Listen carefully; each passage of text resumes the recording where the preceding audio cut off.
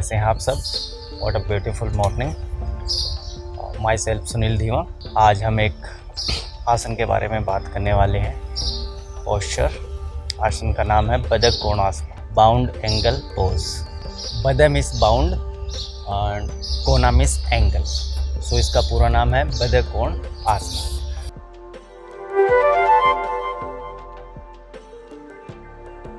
बदक कोण आसना लिमिटेशन, सबसे पहले बदक कोण आसना कौन नहीं कर सकता है या जिनको सावधानी बरतनी चाहिए। अगर जिनके सम एंकल इश्यू है, क्रोनिक बैक पेन है या सीवियर बैक पेन है, वो बदक कोण आसन शुरुआत में नहीं कर सकते हैं। जब तक उनके बैक पेन ठीक हो या एंकल की मोबिलिटी ठीक हो, फिर वो स्लोली एंड स्टडी इसको शुरू कर सकते हैं या धीरे धीरे इसको बिल्ड कर सकते हैं। बेनिफिट, बदक कोण आसना स्पेशली वीमेंस के लिए बहुत अच्छा है, क्योंकि ये आपको मेनिस्ट्रेशन साइकिल या मेनिस्ट्रेशन में जब काफ़ी बार क्रैम्प या पेन वो फील महसूस करती है, ये उनके लिए बहुत अच्छा है। और ड्यूरिंग द प्रेगनेंसी, बिकॉज बदक कोण आसना बेसिकली एक हिप ओपनर आसन है, तो ये उनके लिए बहुत अच्छा है। ये आपके ग्रोइन या अडक्टर मसल है उसको रिलीज़ करता है। और बदक कोण आसना स्पेशली मेंस के लिए, क्योंकि मेंस जनरली टाइट होते हैं अपने हिप एरिया से, तो ये मेंस के लिए अच्छा है, specially for runners and cyclist. ये उनके लिए बहुत अच्छा आसन है। तो सबसे पहले शुरू करते हैं बदक कोण आसन, बाउंड एंकल पोज। इसके 3 वेरिएशन है, मैं आपको तीनों दिखाने जा रहा हूँ। सबसे पहले अपन बैठेंगे दंडासन, दंडासन और staff pose. Extend your both leg, आपके फ्रंट मसल को इंगेज करना है, आपको क्वाड्रिसेप मसल को इंगेज करना है। पॉइंट योर टोज, आपकी both hip should down on the mat. Take few breath here, deep inhale and long exhale.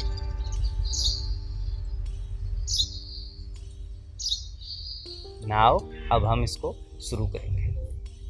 Bend your right knee और right heel towards your pelvic or your groin muscle.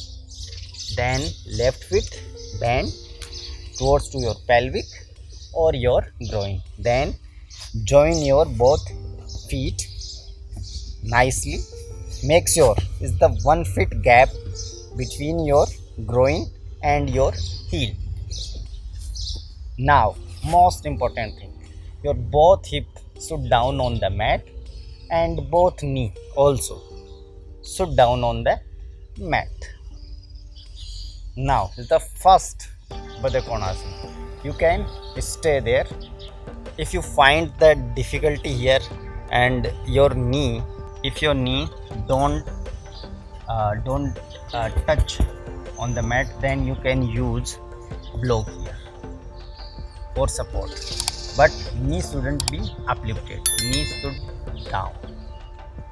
Now you can stay there, spine upright, approximately minimum to 30 seconds and maximum you can go 60 seconds, 1 minute or 2.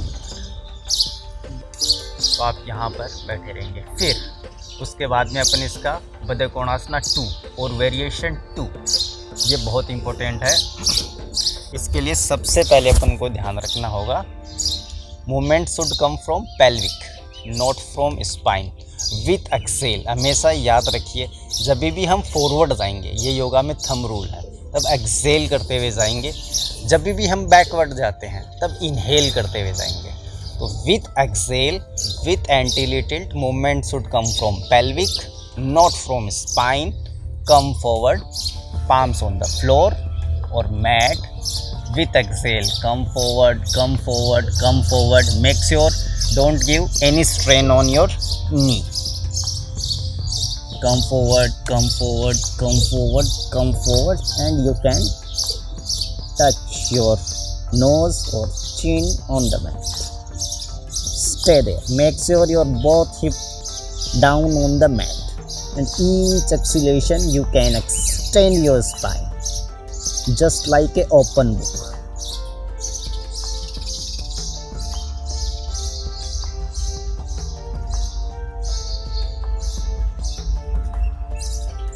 Now with inhale, step by step, vertebra by vertebra, don't lift up, कभी भी suddenly नहीं उठना चाहिए, come back slow.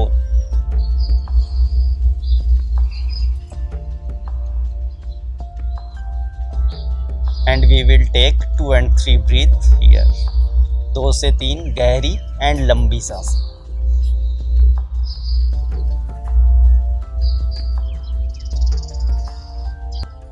Now if you are feel comfortable और आपको अपनी practice या इस आसन का अभ्यास करते हुए 15 से 20 दिन या 1 महीने हो गए, जब आपके एडक्टर और या आपके ग्रोइन मसल रिलीज़ हो गए और आपकी नी बिल्कुल मैट पे बिल्कुल टच हो जाती है, तब आप इसका बद्धकोणासन वेरिएशन 3 भी ट्राई कर सकते हैं। इसके लिए inhale then exhale, come forward and try to your nose on your toes.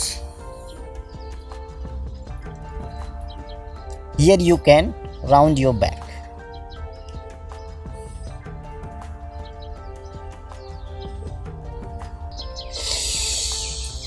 Now with inhale, slowly and gently come back.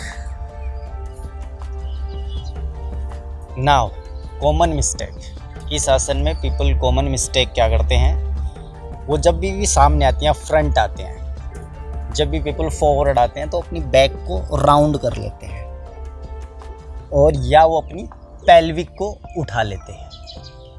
ये बहुत ही गलत है, क्योंकि जब आप बैक को राउंड कर लेते हैं तब आपके फ्रंट आपको सांस लेने में दिक्कत आएगी। जो आपका रेक्टस एब्डोमेन है वो आपका वो स्क्वीज़ हो जाएगा और आप बैक पेन ले सकते हैं। तो सबसे पहले और ये कि वो अपने नी पे कभी कभी इसको पूरा जाने के लिए अपने नी पे अननेसेसरी यहाँ पे स्ट्रेन देते हैं, जो आप यहाँ पर कभी भी आप अपने नी में फिर पेन ले सकते हैं। क्यों? क्योंकि नी आपका एक्सटर्नल मूवमेंट है, नी आपके हिप का एक्सटर्नल मूवमेंट है कि अपनी फीमर एक्सटर्नल कैसे जाएगी। अगर आपके मसल टाइट हैं तो वो आपको जाने नहीं देंगे, नी को एक्सटर्नल रोटेट होने नहीं देंगे। इसलिए स्लोली एंड ग्रेजुअली, और काफ़ी बार देखें लोग इसको तेज़ ऐसे करने की कोशिश करते हैं, ये भी बहुत ज़्यादा है, क्योंकि ये भी आप unnecessary strength. Slowly you can press your arms on the knees just like this. मान लीजिए आप यहाँ पर हो तो आपको यूं को नहीं करने की ज़रूरत है। ये आप आए slowly press and you can use yoga block here. Slowly and gently release your adductor muscle or you can use your foam roller. तो सबसे पहले आप अपने adductor muscle को पहले foam roller से रिलीज़ करेंगे, पहले myofascial रिलीज़ करेंगे और फिर इस आसन पे आएंगे। एंड दूसरी इम्पोर्टेंट थिंग, जो आपकी हिप है वो प्रॉपर आपके मैट पे होनी चाहिए और ग्राउंड पे होनी चाहिए। Don't lift your hip. So ये पीपल इस पे कॉमन मिस्टेक करते हैं, तो हमें इनका ध्यान रखते हुए, क्योंकि कोई भी आसन है, महर्षि पतंजलि के अनुसार आसन शुड बी स्थिरम सुखम।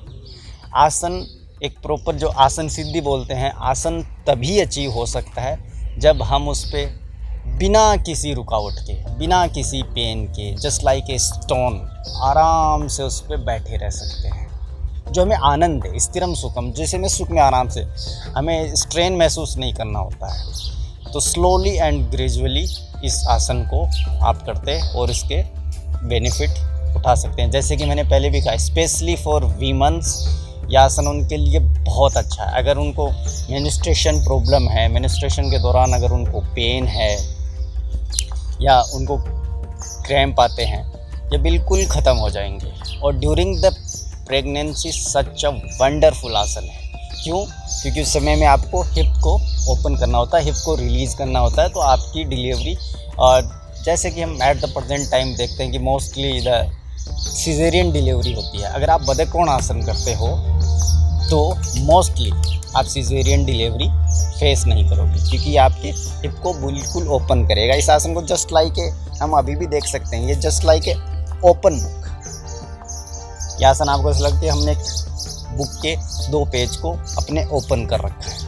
और ये स्पेशली जो रनर्स होते हैं या जो एथलीट होते हैं या जो रन की तैयारी करते हैं, जो साइकिलिस्ट होते हैं, उनका इधर से क्वाड्रिसेप्स लंबोरम और ये हिप वाला एरिया टाइट हो जाता है। मोस्ट इम्पोर्टेंट थिंग, आज के समय में हमारी जो सीटिंग हैबिट है उसके कारण ये एरिया सबका ही टाइट होता है, और हिप के साथ, क्योंकि ये न्यूरोमस्कुलर कोऑर्डिनेशन करता है हिप के साथ। अपने जो इमोशन होते हैं, अपन सब सोचते हैं कि अपने इमोशन या अपने हार्ट पे ही रहते हैं, नहीं, अपने इमोशन हिप पे भी रहता है। जब भी आप देखोगे आपकी हिप रिलीज़ कर दी होंगे तो आपके इमोशन या जो आपका स्ट्रेस है वो भी रिलीज़ हो जाएगा। तो ये आसन उसके अंदर भी मदद करेगा, ये आपको फिर हैप्पी रखेगा, आपको एंजाइटी वगैरह ये भी आपके रिलीज़ हो जाएंगे, क्योंकि आपकी हिप स्लोली एंड ग्रेजुअली धीरे धीरे ओपन हो रही है। और ये हिप का, जैसे hip ball and socket joint है, ये मोबाइल जॉइंट है, ये flexion, extension, abduction, adduction, external internal सब करता है।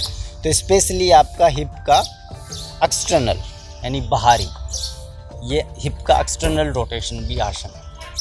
तो ये आप करके आप इसके फ़ायदे उठा सकते हो। Thank you so much for this आसन, और अगली बार हम किसी दूसरे आसन के साथ आपसे मिलेंगे। तो सुप्रभात, आज का दिन आपका मंगलमय हो। Have a nice day. नमस्कार।